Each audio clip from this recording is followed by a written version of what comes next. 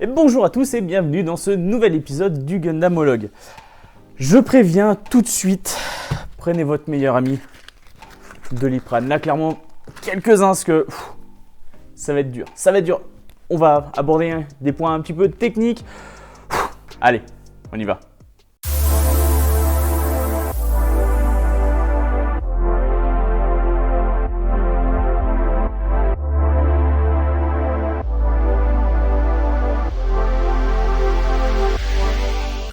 Alors je voulais initialement vous parler d'un Gundam en particulier, une machine qui nous a pour beaucoup ébloui. Et en fait, après un premier jet, je me suis dit que ça n'allait pas et qu'il fallait avant tout parler de sa base. Car qu'est-ce que ce Gundam, mis à part une base équipée d'un pack spécifique. Aujourd'hui, nous partons ensemble à la découverte de ce Gundam existant dans le même univers que le Strike, issu donc du Cosmic Era et qui apparaît dans l'OAV Gundam Seed Stargazer. L'unité la plus connue de ce modèle a été affectée à Phantom Pain, fut pilotée par Sven Kalbayang et porte le matricule GATX 105E Strike Noir Gundam, ou plus simplement Strike Noir.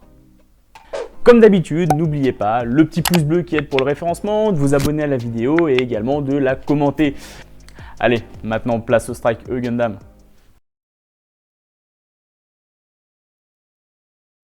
De manière plus globale, le Strike E et le Strike disposent de la même base. Je ne peux que vous inviter à voir le premier épisode de cette rubrique pour en savoir plus à ce sujet. Malgré cette base commune, ce Strike E dispose de son propre développement.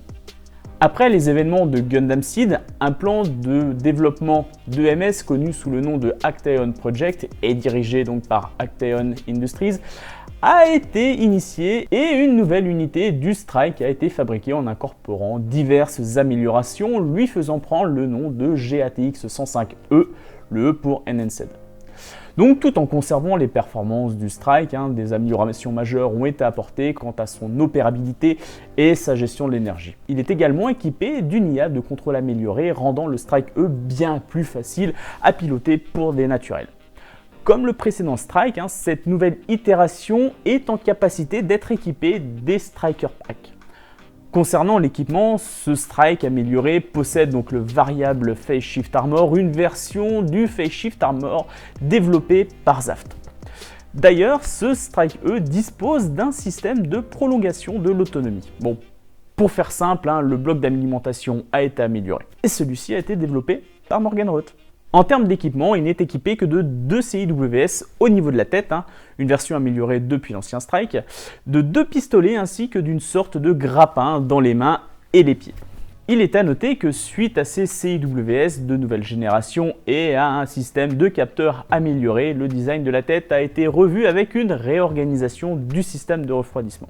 Un autre changement a été opéré, il s'agit de l'installation de capteurs d'environnement au sein du blindage, permettant d'améliorer la réactivité pendant le combat. Le V-Fin, vous savez, l'espèce de petite antenne là, a été retravaillé afin d'être compatible avec le système de communication utilisé par Phantom Pain. Pour terminer sur les améliorations notables, on peut également voir que les épaules du Strike E sont équipées de sous-unités de propulsion. À cause de celle-ci, le Sword Striker et le Launcher Striker sont malheureusement incompatibles. Le développement de versions modifiées de ces Striker Pack a dû être nécessaire, générant 2 autres versions, le Another Trial Sword Striker et le Another Trial Launcher Striker. Alors, l'Another Trial Sword Striker est destiné au combat rapproché. Ce pack, consommant très peu d'énergie, il permet une plus grande autonomie. Alors, à cause des particularités du Strike E, le boomerang laser ne se trouve plus sur l'épaule, mais positionné sur le Panzer Eisen. L'Another Trial Sword Striker est composé des armes suivantes. Une épée anti-vaisseau Schwertgewehr, longue de 15,58 mètres, conçue pour découper sans effort un MS en deux ou bien des sections d'un vaisseau. 2 Panzer Eisen, une sorte de grappin qui sert à capturer une cible ou à la détruire. En plus de cette fonction offensive, elle est revêtue d'un traitement anti-laser permettant de faire office de bouclier. Ce pack est également équipé de 2 boomerangs laser Midas Messer.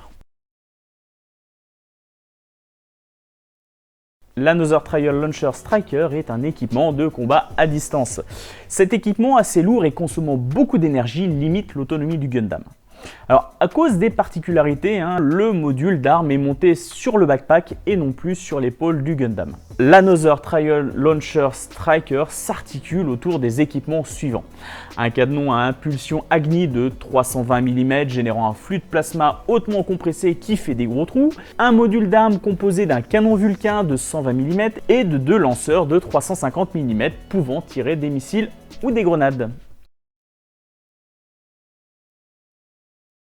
Le IWSP ou Integrated Weapon Striker Pack, il s'agit donc là d'un pack combinant les principales caractéristiques des L-Striker, Sword Striker et Launcher Striker, un peu à la façon du Perfect Strike. L'IWSP est équipé des armements suivants.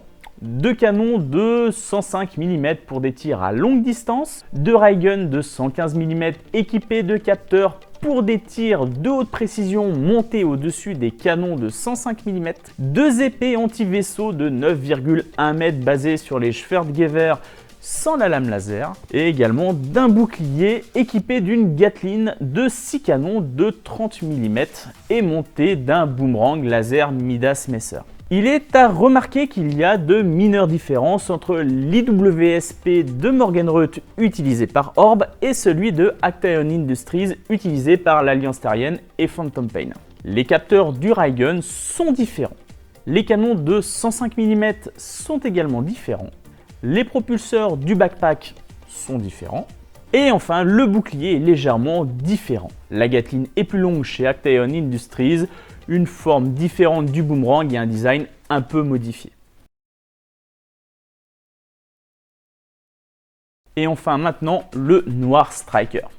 Alors le AQM EX09S Noir Striker est le pack le plus utilisé avec le Strike E de Sven.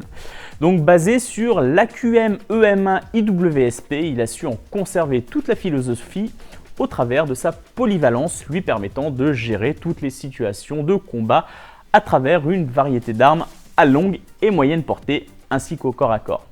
Le Noir Striker s'accompagne d'armes qui se composent comme telles. 2 épées MRQ-10 Fragarak 3 qui, en plus de leur tranchant, disposent d'une lame laser, les rendant diablement efficaces face au Phase Shift Armor. 2 canons linéaires MAU M3E. Il s'agit donc là du même type d'armement que celui monté sur l'Exus de Neo Lornokai / Moulafraga. Il dispose enfin de 2 fusils à haute énergie de 57 mm équipés d'un lanceur de grenades de 175 mm. Et il s'agit du même modèle que celui utilisé par le duel d'Isaac Joule dans Seed. Il dispose également d'un grappin monté dans le dos quasiment identique au modèle équipant le Strike E. Alors bien évidemment, nous parlons ici du Strike Noir, la seule version du Strike E que nous avons pu voir à l'œuvre. L'escouade intégrant le Strike Noir était chargée d'attaquer la station spatiale de la DSSD afin de capturer le Gundam Stargazer. Au cours du combat, Sven a été pris au dépourvu par les capacités de ce dernier, ce qui en résulta pas mal de dégâts sur son Gundam. La pilote du Stargazer a ensuite saisi le Strike Noir et a utilisé le laser de propulsion censé activer la voilure lumière de son Gundam pour éloigner les 2 machines du champ de bataille.